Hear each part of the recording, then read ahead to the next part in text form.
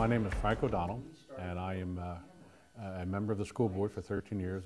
I am currently the chairman of the finance committee. Typically what we do is we have about 10 or 11 items that we review.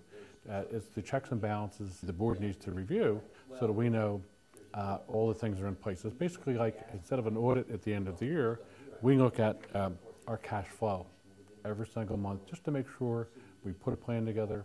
We like to make sure that we're on track, and it's something we can spot if we're off, so we can take corrective action.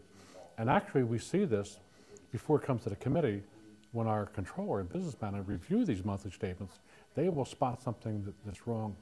Then by the time it comes to the committee, it has already been resolved. So it's a good thing in place. And what I've always learned in accounting is you don't wait till the end of the year. You do these things on a monthly basis, and that's why we do what we do. We also look at our investment reports and our construction projects just to make sure things are on track and we have the money to account for those projects. They're the standard items we look at. Then we may look at some unusual items. For example, tonight we knew we were going to hear the results of a refinance issue that we just made $1,067,000. That is fantastic. We refinanced what we call the 2003A bond.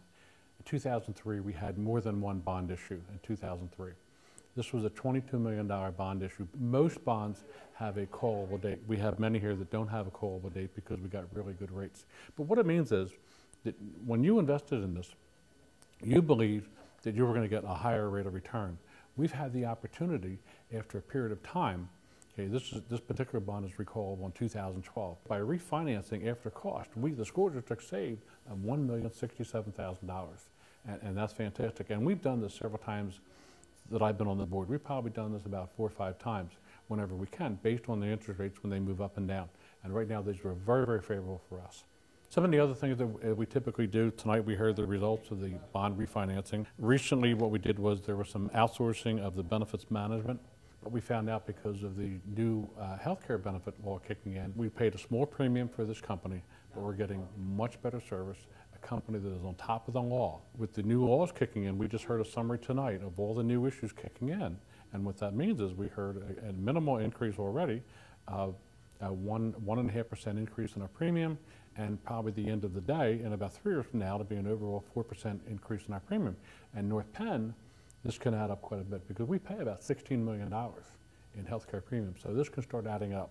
So we heard a summary. At this time of the year, we start to hear a little bit about the budget process and how it's going. We heard tonight about how the various meetings are taking place. And then finally, we had something, an issue going on about borrowing money. We just got an update on the 60-day rule issue of borrowing money from our general fund account, transferring that over to our special projects. The role of the finance committee, as I see, is an overseer. We ask to see certain projections early on. This gives us an idea of what actions may have to take place. Act 1 says our increases are extremely limited. So what we do is we oversee this and we ask for key information. Initially they go out to the schools and they get a lot of preliminary information. As they start to tighten their belt and they start to put a lot of these numbers in January, February, and March, usually by March or April, we pretty much know we're going to have a balanced budget. For the first time, this year we're doing it, and from now on, we're now going to, for the first time now, use our cash balances and balancing our budget. It's going to be true, you take home $100 and I can only spend $100. We're not using the cash I had in my pocket to balance my budget. And in doing that, that's making things very, very difficult. And we're living with that. So we basically review all of this.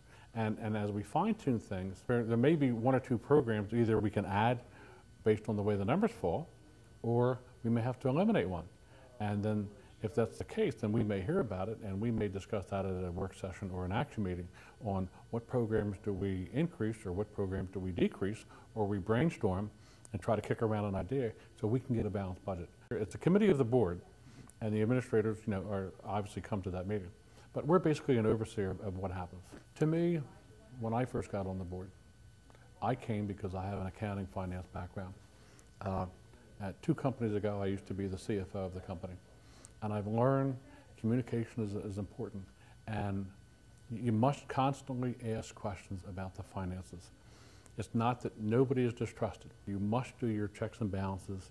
You must oversee on a regular basis to make sure that things are running smoothly.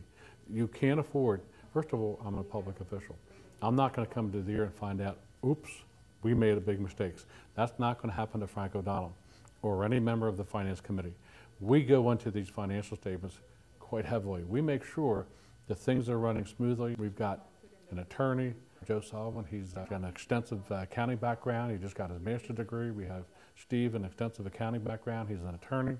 Myself, we go through this information just to make sure that things are operating properly. As soon as we see something is wrong, we ask that question, and we know the administration has to resolve that. Accounting and finance is not the most exciting topic. People might go to support services where they might hear about renovations of an elementary school, or they may come to a policy committee where we hear about many, many different issues. Accounting and finance is typically something very boring. I think, for me, the reason why you want to come out is you want to find out where are your tax dollars going and what can we spend and what can't we spend. People make all kinds of general comments. No, we have almost no latitude at all. I mean, everything is covered by contracts, the teachers' contracts, we have bus contracts, we have copier contracts. We have almost no discretion at all. And it's not what we do, it's what the administration does. They're the ones who make their recommendation, and we as a board, we either agree or disagree. So we have to listen to what they have to say. If we like it, okay. If not, we tell them no, go back and redo it, or it's not going to happen. So that's what we do as a board, and that's what we do as a finance committee. It's boring, I hate to say that, but it's for those taxpayers that want to know, where are my taxpayer dollars going?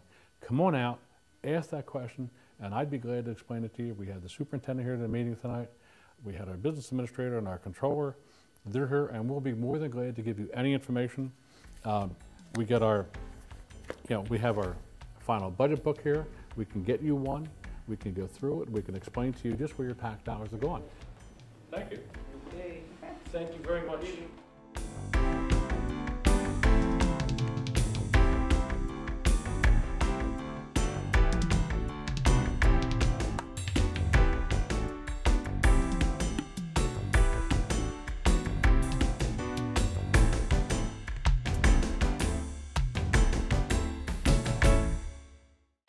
For all of these stories and more, log on to nptv.npenn.org for all of our programming at your fingertips 24 hours a day.